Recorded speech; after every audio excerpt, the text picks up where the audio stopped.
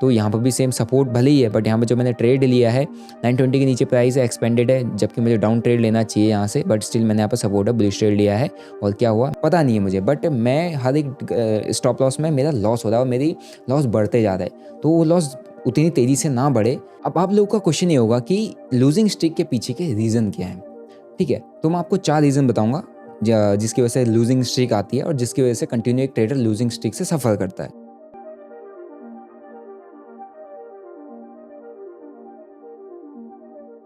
I lost around $20,000 in last 5 trades. अब ये loss के पीछे का जो आपको रीज़न बताऊंगा, शायद वो आप जान के शॉक हो जाओगे, क्योंकि आप में से कई सारे लोगों को इस चीज़ के बारे में पता ही नहीं है। मैं बात कर रहा हूँ लूजिंग स्ट्रीक की, और मैं अभी सफ़र कर रहा हूँ लूजिंग स्ट्रीक से। सबसे पहले मैं आपको ये बताऊंगा कि लूजिंग स्ट्रीक होती क्या है, फिर मैं आपको ये बताऊंगा कि किस तरीके से मैंने पैसा लूज़ किया है ड्यू टू दिस स्ट्रीक, फिर मैं आपको ये बताऊंगा कि कैसे अब हम इस लूजिंग स्ट्रीक से ओवरकम करेंगे और कैसे आप लोग ओवरकम कर सकते हो। तो जानना है, पूरा वीडियो ध्यान से देखो, डिटेल में वीडियो को समझना, क्योंकि ये हर एक ट्रेडर के साथ होता है। आप बिगिनर हो, इंटरमीडिएट हो, एडवांस लेवल के हो, सुपर एडवांस लेवल के ट्रेडर हो, आपको इस लूजिंग स्ट्रीक से गुजरना ही पड़ेगा। और अगर आपको इस लूजिंग स्ट्रीक में सर्वाइव करना नहीं आया, तो आप किसी भी लेवल के ट्रेडर हो, you will and up losing your entire capital. ठीक है, तो बिना आपका समय बिताए सीधा वीडियो को स्टार्ट करते हैं। और अगर आप लोग मेरे चैनल पर नए हो, चैनल को सब्सक्राइब कर लो, बेल नोटिफिकेशन को दबा दो, और इस वीडियो को अपने दोस्तों के साथ, ट्रेडर फ्रेंड के साथ जरूर शेयर करना, ताकि उसको भी समझ में आ जाए कि एग्जैक्टली लूजिंग स्ट्रीक होता क्या है। तो सबसे पहले बात करते हैं लूजिंग स्ट्रीक की। लूजिंग स्ट्रीक का मतलब है जब आप consistent back to back losses करते हो, आपके स्टॉप लॉस पे स्टॉप लॉस जाते हैं। अब ये लूजिंग स्ट्रीक एक बिगिनर ट्रेडर के साथ भी हो सकता है, इंटरमीडिएट के साथ भी हो सकता है, और एडवांस लेवल के ट्रेडर के साथ भी हो सकता है। अब बिगिनर ट्रेडर है, उसको कुछ नहीं पता, इनिशियली उसने पैसा बनाया, बैक टू बैक लॉस कर रहा है, तो उसके लिए सिर्फ लॉस है, उसको नहीं पता कि लूजिंग स्ट्रीक है। इंटरमीडिएट को थोड़ा बहुत समझ में आएगा, लेकिन जो एक प्रोफेशनल ट्रेडर उसको पता है लूजिंग स्ट्रीक कि किस तरीके से उसको हिट कर रही है। अब मैं आपको एग्जांपल देता हूँ कैसे लूजिंग स्ट्रीक, हम किस चीज़ को लूजिंग स्ट्रीक कहेंगे। आपने 10 ट्रेड प्लान किए थे, या आपकी स्ट्रेटजी पर 10 ट्रेड बनते हैं महीने में। अब 10 ट्रेड में आपको पता है मेरा 70% का एक्यूरेसी है या 60% का एक्यूरेसी है, लेकिन वहाँ पर 30 to 40% ऑफ द टाइम मैं लूज़ करता हूँ। राइट, मीन्स अगर मैं 10 ट्रेड लेता हूँ, 10 में से 6 ट्रेड मेरे फेवर में जाते हैं, या मेरे को प्रॉफिट देते हैं, या मेरा टारगेट पूरा हिट करते हैं, कुछ भी करते हैं, बट मेरे फेवर में जाते हैं। वहीं जो 4 ट्रेड मेरे पास बचे हुए हैं, वो मेरे को स्टॉप लॉस देते हैं। अब लूजिंग स्ट्रीक कहाँ स्टार्ट होती है, जब आपके जो 4 लूजिंग ट्रेड हैं, या जिन 4 ट्रेड्स में आपका स्टॉप लॉस जाना है, वो बैक टू बैक लग जाए। फॉर एग्जाम्पल, आज आपने अपनी स्ट्रेटजी पर ट्राई किया इस महीना, आपको पता है 10 ट्रेड मैं इस महीने करूंगा मेरी स्ट्रेटजी पे। आपने पहला ट्रेड डाला, स्टॉप लॉस, दूसरा ट्रेड डाला, स्टॉप लॉस, तीसरा ट्रेड डाला, स्टॉप लॉस, चौथा ट्रेड डाला, स्टॉप लॉस। अब आपकी स्ट्रेटजी पे स्टार्टिंग में बैक टू बैक लॉसेस लग जाए, तो अब क्या होगा, अब आपको सेल्फ डाउट होगा, अब आपको अपनी स्ट्रेटजी पे डाउट होगा, अब आपको ट्रेडिंग पे डाउट होगा, अब आपको ऐसा लगेगा कि पैसा बनता है नहीं बनता है, मेरे को करूँ नहीं करूँ, ट्रेडिंग को छोड़ देता हूँ।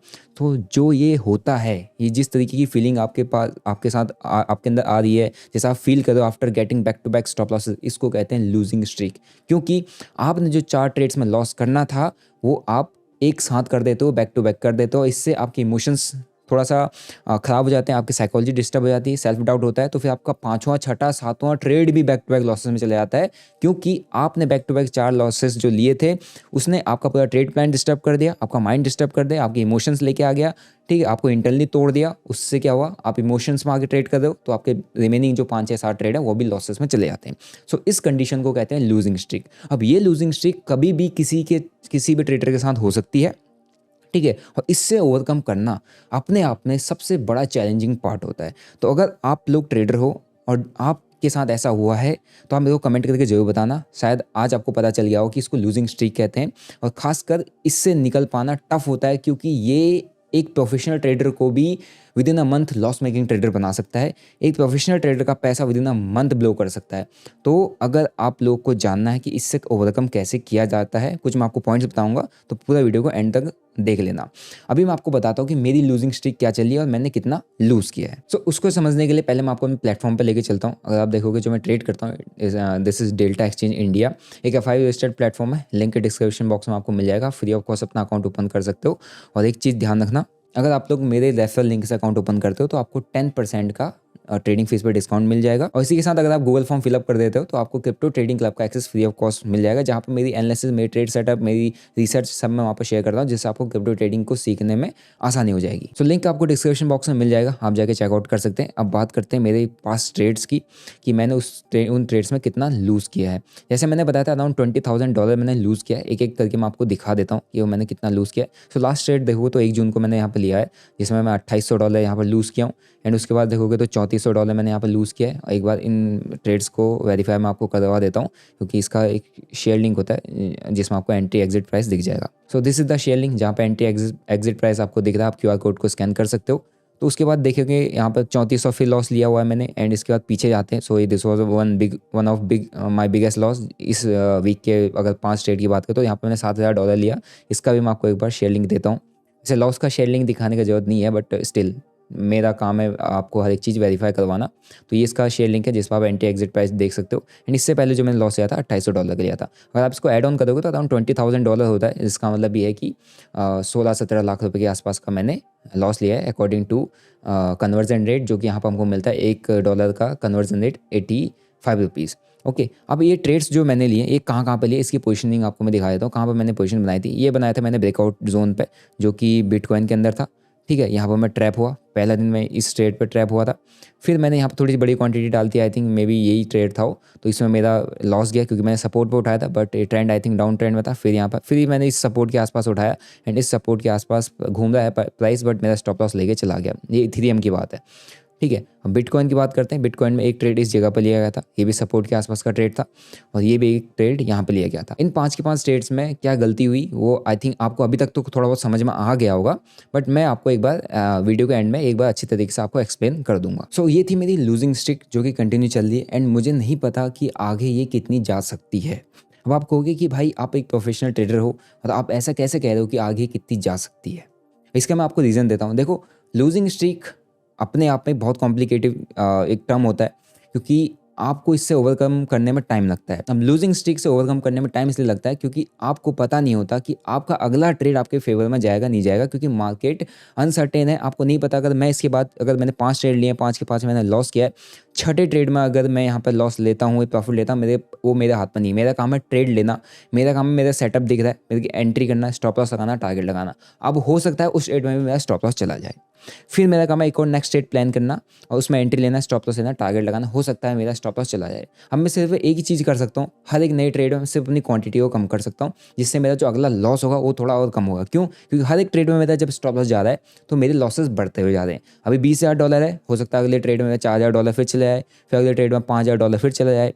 तो अगले ट्रेड में अगर मेरी लूजिंग स्ट्रीक चल रही है तो मेरा काम है सिर्फ और सिर्फ मेरे हाथ पर जो है, जो मेरे कंट्रोल लेवल्स हैं, वो ये है कि मैं अपनी क्वांटिटी को धीरे धीरे कम करता जाऊँ। हो सकता है क्वांटिटी ज़्यादा होने से मेरा सेटअप ना चल रहा हो सकता है कि अगले 5 ट्रेड भी मैं लॉस करूँ, लेकिन अगर 5 ट्रेड भी अगर मैं लॉस करता हूँ और मेरे को दिख रहा है कि मेरी लूजिंग स्ट्रीक चल रही है, मेरा सेटअप काम नहीं कर रहा है, मेरी स्ट्रेटजी काम नहीं कर रही है, मेरा माइंडसेट बिगड़ा हुआ है, ठीक है, मैं शायद ओवर कॉन्फिडेंस पर गलत ट्रेड ले लिया, या मेरे से जो भी ट्रेड ले रहा हूँ वो मेरे अगेंस्ट जा रहे हैं, इसका मतलब मेरे डिसीजन मेकिंग एबिलिटी भी ख़राब हो रही है। तो मेरा काम है अपने लॉसेस को मिनिमाइज़ करना। मिनिमाइज़ कैसे करूँगा? सिंपल एक ही तरीका मेरे पास, नेक्स्ट ट्रेड मैं प्लान करूँगा, सोच समझ के प्लान करूँगा, लेकिन नेक्स्ट ट्रेड मेरे फेवर में जाएगा नहीं जाएगा मुझे नहीं पता। बस मुझे पता है नेक्स्ट ट्रेड में चांसेस लॉसेस के हैं, क्योंकि लूजिंग स्ट्रीक चलिए है। मैं सिर्फ क्या कर सकता हूँ, उन लॉसेस को कम कर सकता हूँ। कम करने के लिए क्या करूँगा? अगर पहला कोई ट्रेड पहले मैं $10,000, $15,000 से या $8,000 से $9,000 से अगर ट्रेड उठा रहा हूँ, अब मेरा काम है अगले ट्रेड में $5,000 से ट्रेड डालना। उसके नेक्स्ट ट्रेड अगर वो भी स्टॉप लॉस हिट कर दिया, अगला ट्रेड में $4,000 से डालूंगा। वो भी स्टॉप लॉस हिट कर दिया तो अगला ट्रेड में कितना, ऑलमोस्ट $2,000 या $3,000 से डालूंगा। ठीक है, तो ये मेरे कंट्रोल लेवल में है और मेरे को अभी यही करना है। अब आप लोगों का क्वेश्चन ये होगा कि लूजिंग स्ट्रीक के पीछे के रीज़न क्या है। ठीक है, तो मैं आपको 4 रीज़न बताऊंगा जिसकी वजह से लूजिंग स्ट्रीक आती है और जिसकी वजह से कंटिन्यू एक ट्रेडर लूजिंग स्ट्रीक से सफ़र करता है। सबसे पहला रीज़न है लैक ऑफ रिसर्च। देखो, कभी कभी जब आप ट्रेड कर रहे होते हो, आपको सेटअप दिख रहा होता है, स्ट्रेटजी आपकी बनती हुई दिख रही होती है, लेकिन आप वहाँ पर रिसर्च नहीं कर रहे होते हो। तो शायद मेरी ट्रेडिंग में भी मेरे को एक गलती दिखी कि मैंने जो पहला ट्रेड जब मैंने फर्स्ट डे लॉस किया था, उसके बाद मैंने जो $7,000 वाला एसएल लिया, उसमें शायद मेरी रिसर्च की कमी थी। हो सकता था मेरे को ओवरऑल मार्केट का ट्रेंड देखना चाहिए था, ग्लोबल ट्रेंड देखना चाहिए था, मार्केट को वीकली या मंथली टाइम में देखना चाहिए था कि मार्केट डाउन ट्रेंड में कन्वर्ट हो रहा है। तो लैक ऑफ रिसर्च की वजह से मेरे को एक बड़ा लॉस $7,000 का लेना पड़ा। तो सबसे बड़ा एक रीज़न होता है, जब आप कंटिन्यू ट्रेड करते हो आपको लगता है कि सब मेरे फेवर में जाएगा और आप रिसर्च करना छोड़ देते हो, तो लैक ऑफ रिसर्च की वजह से भी आपको लूजिंग स्ट्रीक से सफ़र करना पड़ेगा। Second reason is ignoring the trading plan. अब मैं अपने ट्रेडिंग प्लान को तो ऐसे इग्नोर नहीं करता हूँ, क्योंकि मैं अपने स्ट्रेटजी के बेसिस पर, अपने सेटअप बेसिस पर काम करता हूँ, but there are some traders जो अपनी ट्रेडिंग प्लान को इग्नोर कर देते हैं, तो उसकी वजह से भी उनको लूजिंग स्ट्रीक से सफ़र करना पड़ता है। क्योंकि आपके पास अगर एक ट्रेड प्लान है, keep following that trade plan. जैसे आप चेंज करते हो तो हो सकता है अगला ट्रेड प्लान या अगला जो आपने पूरा स्ट्रेटजी बनाया आपके फेवर में ना आए, और हो सकता है उसमें आप कंटिन्यू लॉसेस करो, और 3-4 लॉसेस आपने एक बार कर दिए, और 3-4 लॉसेस के बाद आपको फिर 5वां लॉस हो गया, 6ठा लॉस हो गया, तो you will keep on suffering with the losing streak, क्योंकि आपने तुरंत अपने ट्रेडिंग प्लान चेंज कर दिया, स्ट्रेटजी चेंज कर दी, बैक टू बैक लॉसेस लगे और आप लूजिंग स्ट्रीक में चले गए, और आपको नहीं पता कब तक आप ओवरकम करोगे। तीसरा रीज़न है मार्केट मैनिपुलेशन। अब कभी कभी मार्केट में बहुत बार मैनिपुलेशन होता है। आपकी स्ट्रेटजी सब बननी है और आपका सेटअप अच्छा चल रहा है, लेकिन मार्केट के अंदर बड़े बड़े स्पाइक्स आ रहे, बड़े बड़े मोमेंटम आ रही, वाइल्ड मोमेंटम आ रही, जो कि इंडियन मार्केट में आपने खासकर देखा होगा अगर आप ऑप्शंस को ट्रेड करते हो। तो वहाँ पर वॉलेटिलिटी, स्पेकुलेशन, मैनिपुलेशन बहुत ज़्यादा होता है। बड़े प्लेयर्स के हाथ में बहुत बड़ा पैसा है, रिटेलर्स के हाथ में बहुत छोटा पैसा है, तो बड़े प्लेयर्स मार्केट को ईजिली मैनिपुलेट कर देते हैं, जिसकी वजह से ऑप्शन के अंदर बहुत तगड़ी वॉलेटिलिटी आती है और आपके स्टॉप लॉसेस हिट हो जाते हैं। अब आपके जब back to back stop losses hit होते हैं, same reason, back to back stop loss जा रहा है, दिमाग खराब हो रहा है, फिर आप गलती कर दो, आप वापस से कहाँ चले गए, लूजिंग स्ट्रीक में चले गए। फोर्थ रीज़न है फटीग, मतलब थकान, आपका स्ट्रेस है ना, आप बहुत ज़्यादा परेशान चल रहे हो, आपको थोड़ा सा आप सही से नींद नहीं ले रहे हो, आप सही से रेस्ट नहीं कर रहे हो, या आपको पैसों की ज़रूरत पड़ी, आपका फैमिली में कुछ प्रॉब्लम चल रहा है, ठीक है, आपका इंटरनली आप इमोशनली कुछ ना कुछ कहीं और जगह इन्वॉल्व हो, तो जब आप थोड़ा सा मेंटली और हेल्थ से आप थोड़ा परेशान चल रहे होते हो, जब आपको फटीग हो रही होती है, तो क्या होता है ना, यहाँ पे ट्रेडिंग के अंदर आपकी डिसीजन मेकिंग पे ही पैसा बनता है। तो जब आप स्ट्रेस में होते हो, थोड़ा सा आपका लाइफस्टाइल सही नहीं चल रहा होता, रूटीन ख़राब चल रहा होता है, स्ट्रेस होता है, डिप्रेस्ड होते हो, है ना, एंग्जाइटी होती है, तो उस टाइम पे आपकी डिसीजन मेकिंग थोड़ा सा ख़राब हो जाती है। नॉर्मली जब आप हेल्दी होते हो और फिट होते हो, आपका मोटिवेटेड होता है, एनर्जी हाई रहती है, उस टाइम पे जो आप डिसीजन लोगे वो काफ़ी हद तक सही होंगे, लेकिन फटीग में लिए हुए डिसीजन आपके अगेंस्ट जाते हैं। अब ट्रेडिंग में फटीग बहुत ज़्यादा आपके ट्रेडिंग डिसीजन को इम्पैक्ट करता है, और ऐसे टाइम में आपको मोस्ट प्रॉब्ली ट्रेड नहीं करना चाहिए। अगर आप करते हो तो आपके बैक टू बैक लॉसेस लगते हैं, और फटीग में लॉसेस जब लगते हैं ना, तो वो इमोशनली बहुत ज़्यादा हिट करता है, क्योंकि ऑलरेडी आप किसी ना किसी प्रॉब्लम से जूझ रहे हो, कुछ ना कुछ आपकी लाइफ में चल रहा है, ऊपर से लॉसेस भी हो, तो वो जो प्रॉब्लम होती है ना, 2 गुना हो जाती है, बड़ी हो जाती है, और उसके बाद इमोशंस आते हैं, जिसकी वजह से आपके बैक टू बैक लॉसेस लगते हैं और आप बहुत बड़ी गलती कर सकते हो, और बहुत बड़ी गलती हो जाती है। So these are the 4 reason जिसकी वजह से हमको लूजिंग स्ट्रीक से सफ़र करना पड़ता है। अब क्वेश्चन ये आता है कि लूजिंग स्ट्रीक से ओवरकम कैसे करें, क्योंकि लूजिंग स्ट्रीक से ओवरकम करना one of the toughest task बन जाते हैं एक ट्रेडर के लिए। तो मैं आपको 4 तरीके बताऊंगा जिनसे आप लूजिंग स्ट्रीक से बहुत जल्दी ओवरकम कर सकते हो। ऐसा नहीं है कि आप कल के कल कवर अप कर लोगे, बट ऐसा भी है कि आप कल के कल कवर अप कर सकते हो, मतलब ये रिकवर कर सकते हो या ओवरकम कर सकते हो।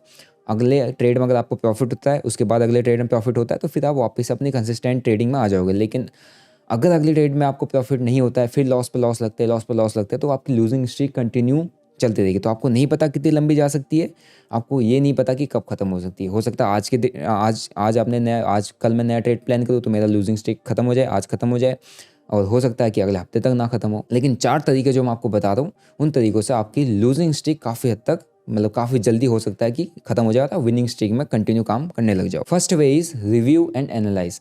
सबसे पहली चीज़, अपने ट्रेड्स को रिव्यू करो और एनालाइज करो कि एग्जैक्टली हो क्या था, मिस्टेक क्यों होती है।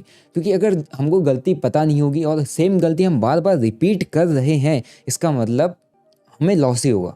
जब हम अपनी साइड से गलती ना करें, अपनी साइड से हर एक परफेक्ट रखें, तो उसके बाद अगर गलती, उसके बाद लॉस होता है, तो वो तो रीज़न बनता है। लेकिन अगर हम अपनी साइड से बार बार गलतियाँ कर रहे हो और हम मार्केट को ब्लेम कर रहे हो या अपनी ट्रेडिंग की साइकिल को ब्लेम कर रहे हो कि लूजिंग स्ट्रीक से गुजर रहा हूँ, बट अपनी गलतियों को फाइंड आउट नहीं कर रहे हो, तो ये कोई सेंस नहीं बनता। ठीक है, फॉर एग्जाम्पल अगर मैं आपको अपने ट्रेड्स पर लेके जाऊँ, सो अगर आप मेरा ट्रेड देखोगे जो कि कंटिन्यू लूजिंग स्ट्रीक में मैंने लिए हुए हैं, पहला देखो, ये मेरा एक ट्रेड था जिसमें मैं ब्रेकआउट पर ट्रैप हुआ था।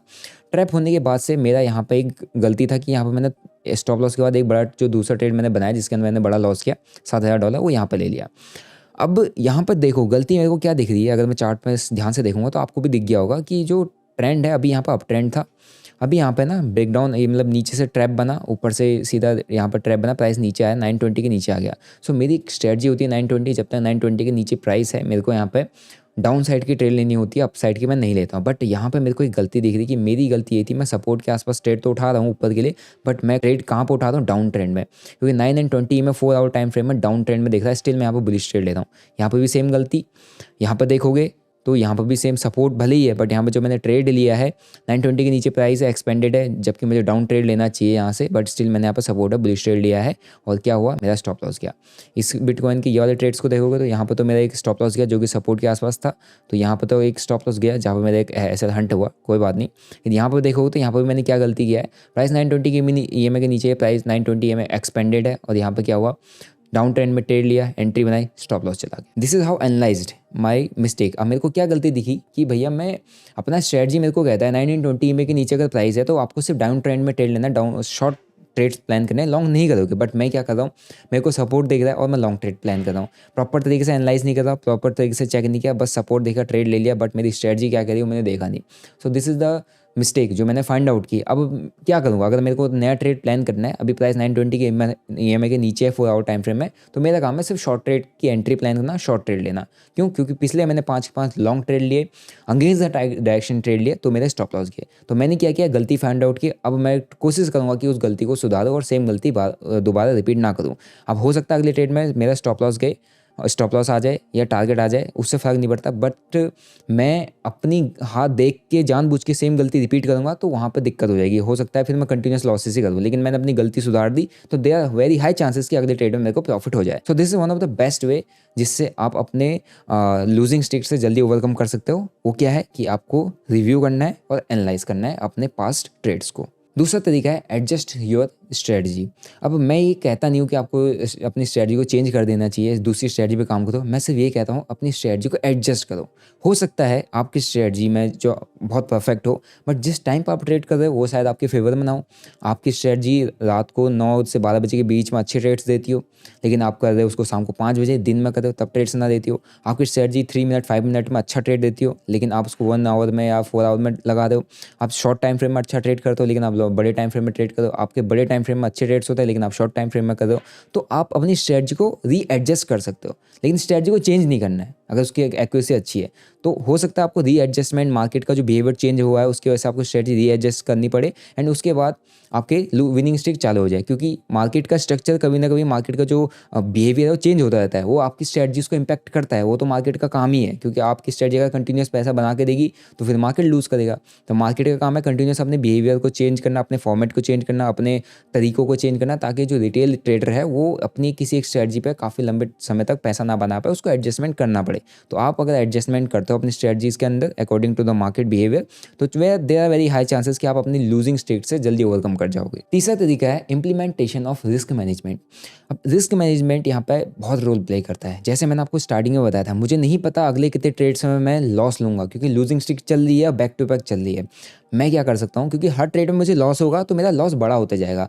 मैं क्या करता हूँ वहाँ पे, मैंने क्या प्लान बनाया था, मैंने प्लान बनाया था कि मैं अगला ट्रेड लूँगा तो हो सकता है उसमें अपनी क्वांटिटी कम कर दूँ या कैपिटल कम कर दूँ।